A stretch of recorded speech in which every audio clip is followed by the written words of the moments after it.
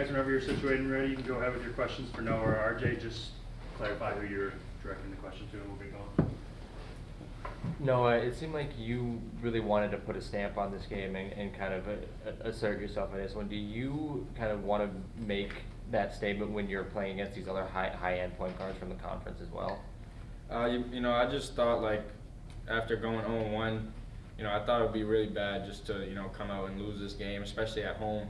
So, I think just as a group, we just wanted to have each other's backs and, just go out there and, I don't really care about personal matchups or nothing like that. I just try and, go at whoever's in front of me. And, same thing with every guy on our team. So, I think just having each other's back and realizing the moment of the game and how big it was, just coming together and getting that win, that's all we really cared about.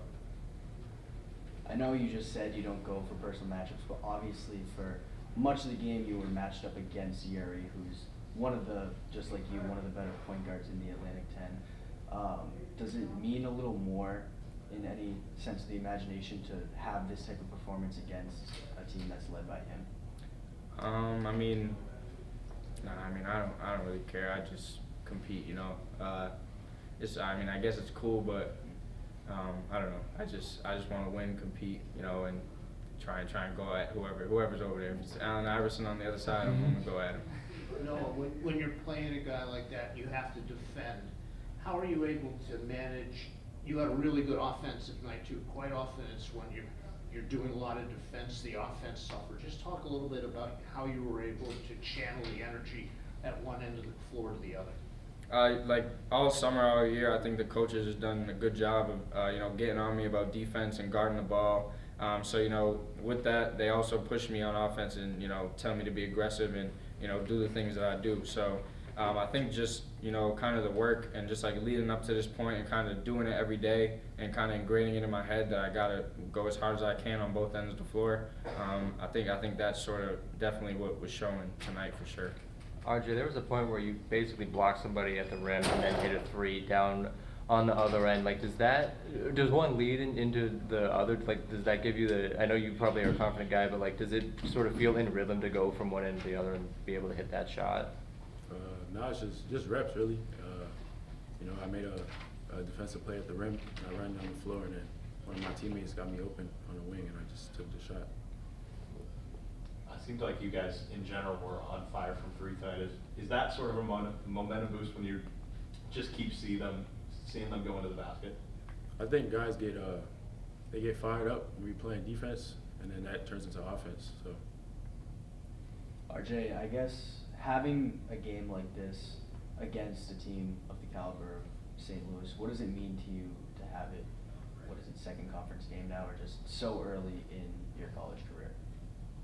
I mean, it's good, but on to the next one, really. Just preparing for the next game and just learn from my mistakes on this one and see what I could do better in the next one.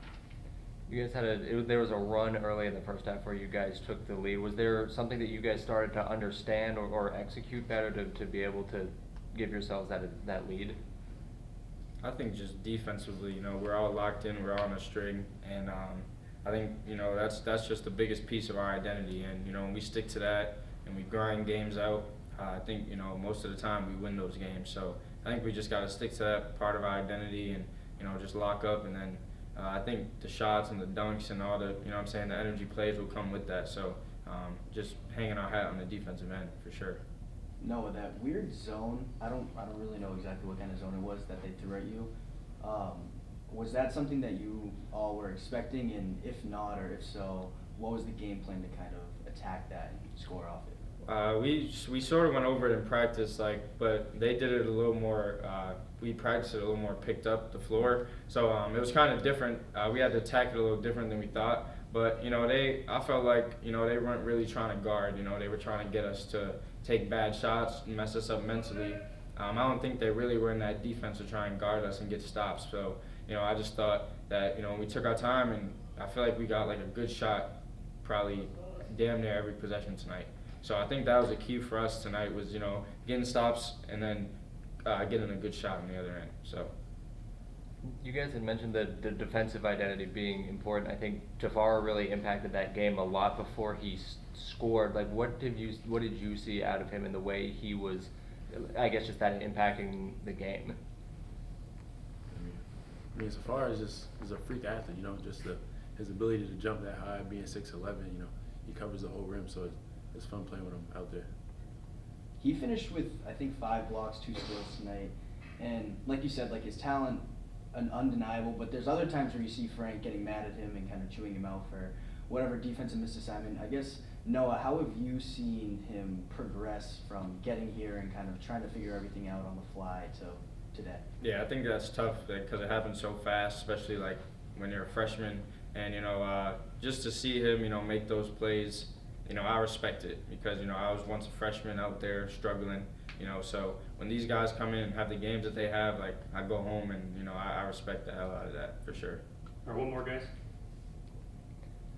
How are you feeling, Noah, since you've been back 2 games? Good, solid. So yeah. Good stuff. Thank you. Okay. Appreciate y'all, man. Thanks, guys. Yes, sir. Have a good one.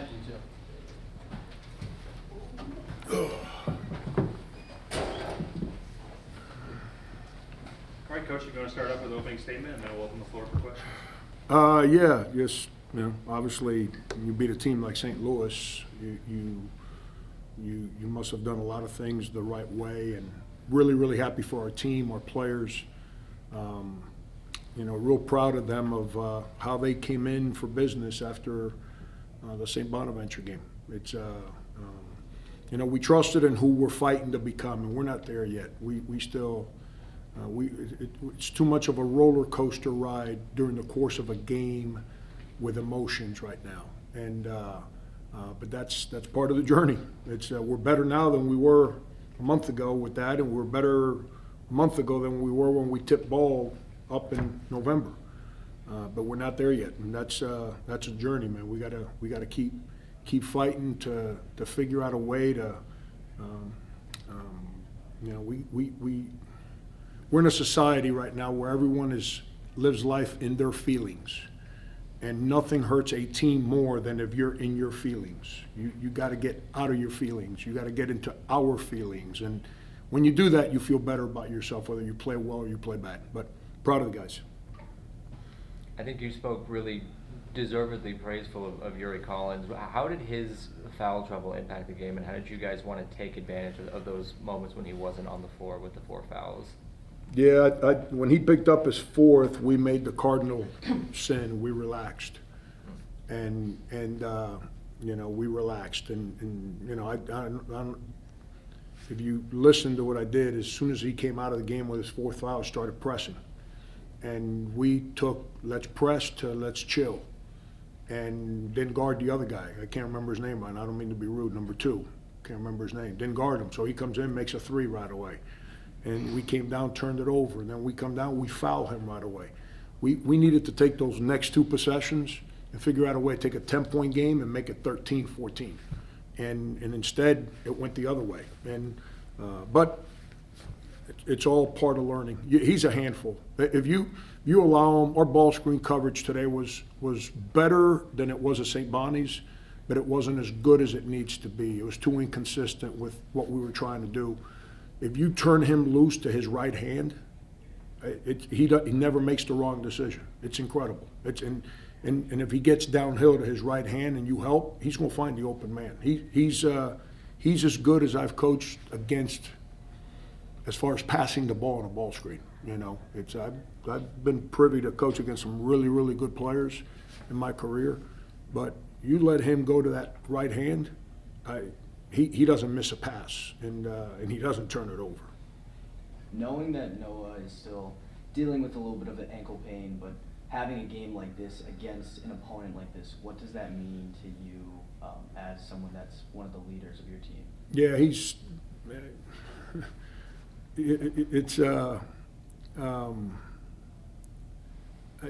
I got to be careful how I say this because I don't want it to sound demeaning to the other guys, but there's a big difference with our team when Noah's on the court and when he's not on the court. And the biggest difference is he's older, been in college for a while.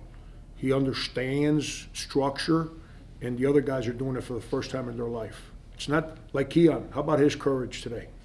Like he came in here the last 2 days and not mope and pout, Last 2 days, he's been in the gym with Brian Steele, just working on like, man, I'm a better player than this. And just put in work with Brian one-on-one, and he goes in there, makes a floater, saw the ball go in the basket. In the second half, I couldn't believe he did it. Like, the guy went under the ball screen, and he was like, really? And he just hit like a senior, went, boop. And I'm sitting there saying, I'm thinking, I'm not going to yell it. I yell a lot of stuff, but I don't yell at players when they're shooting. And I see what he's doing. I'm like, no, you got to be kidding me. And it went boop right in the basket. And you know, it's credit him. All three freshmen, I thought today played with a lot of courage and definitely made plays to help us there.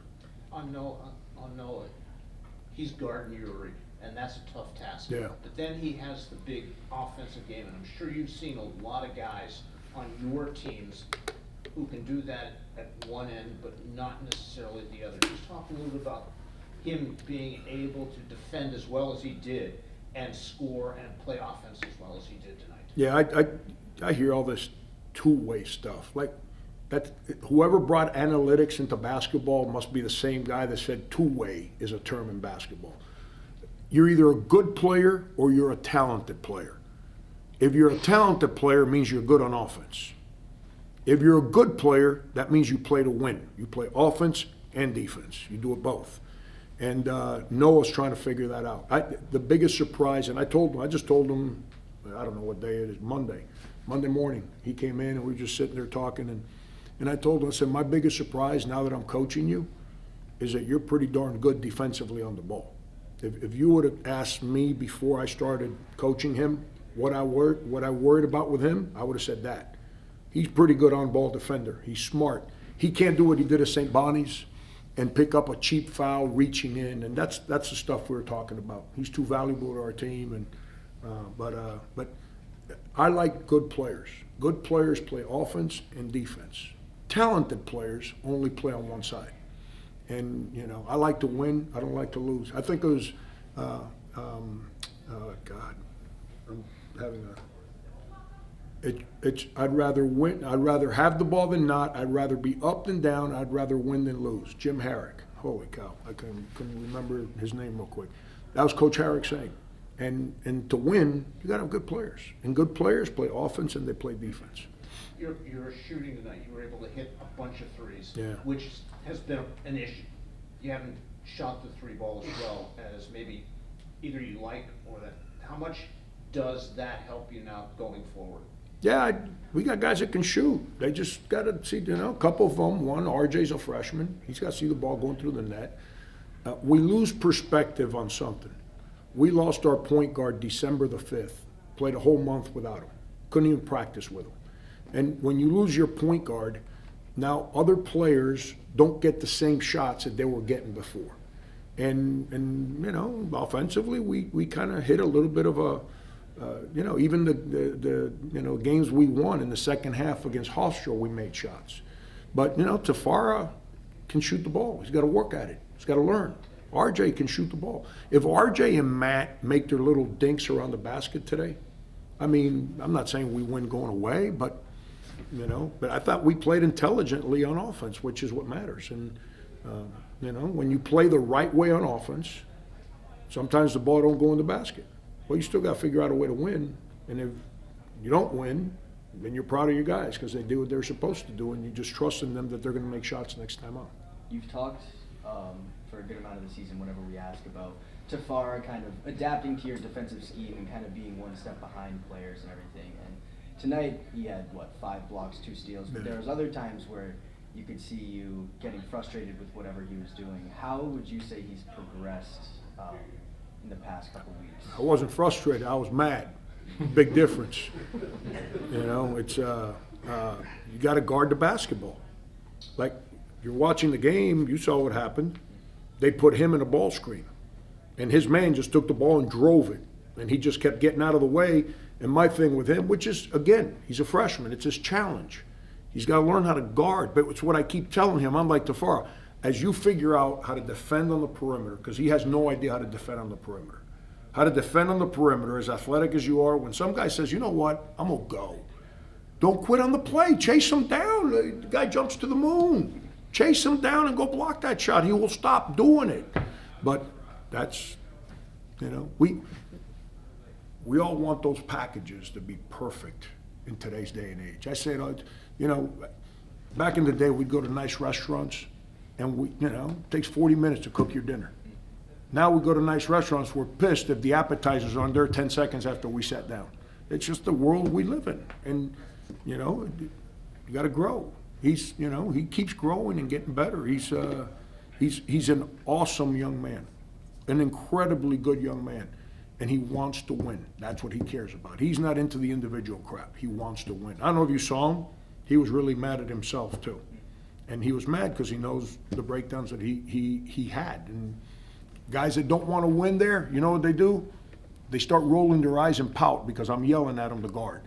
And, you know, he didn't. On the contrary, he accepted the challenge, and, you know, but we gotta get better. It's, you know, I'm proud of the guys that they believed in who we were, and we played the right way. You mentioned St. Bonaventure was an aberration, and now I know you're not going to get too pumped up about this one win. I guess then is the key going forward consistency and trying to really be a more realized version of who you want to be? You know, I don't mean to sound like, I was thinking about this today. You know, it's you know, that young man on the football game went down for the count. You know, it put me in interest, because I've been in that moment, and it made me introspective. I don't even know that's a word, but that's what I thought. And I started to reflect a lot on my journey. And I see all these young coaches, and it's great for them, because they go in and they celebrate wins and they jump up and down and all that. And I don't do that. I guess I'm a crusty old you know what now. You know what I mean? I guess I've become the old guy that's boring. But in my reflection, it's never been who I am, because I'm so wired for the next day. But these young kids, they just want social media stuff. So maybe I need to go in the locker room and start jumping up and down and doing all that stuff, and maybe hurt my right knee and have that one replaced too. But I want our guys to enjoy. But all that celebration in January does what? You think GW is gonna like show up and say, "Whew, they beat St. Louis, oh, we got no chance"? That ain't happening. And whoever we play after them, no. So I'm always about the next day. And now I've been in the NCAA tournament. When you win an NCAA tournament game, holy cow, you celebrate the crap out of that moment. You know, because you know that any time you play at that time of year, the next time you lose, you're done. So there's a different joy, because there's not a next day if you lose. So if you win, you got to celebrate. But I don't know. It's the way I'm wired, and I'm getting old and boring. But it's what I told the guys in the locker room. I'm really proud of them. Not because we won. We might have lost today. I'm proud because we didn't pout after St. Bonaventure. We actually said, you know what, that's not who we've worked hard to become. Let's identify what we did wrong and let's fix it. And we got back to who we are. Last one for Coach. You guys good? Great, thanks. Thank Coach. you. Thanks, Coach. Appreciate you guys. What do you think of high school basketball in West